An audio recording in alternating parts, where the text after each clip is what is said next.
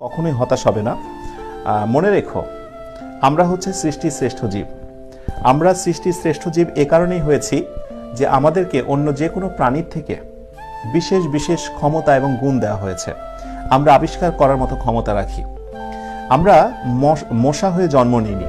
ভেবে দেখো, একটা মশারির ভিতরে একটা মশা ঢুকেছে এবং সেই মশাটা সারা রাত ধরে ভোঁ ভোঁ করে তোমার মাথার উপর দিয়ে ঘুরে বেড়াচ্ছে। তোমার ভয়ে সে পালানোর চেষ্টা করছে, কিন্তু মশারির বাহিরে সে যেতে পারছে না। মজার বিষয় আরো একটি, এই মশারিতে কিন্তু ফুটো রয়েছে, সেদিক দিয়ে সে কিন্তু বের হতেই পারে। যে ফুটো হয়তো বা আমি তুমি দেখতে পাচ্ছি, কিন্তু একটা মশা দেখতে পাচ্ছে না। দেখতে পেলেও তার এই বোধ নেই যে ওই ফুটো দিয়েই বের হওয়া সম্ভব।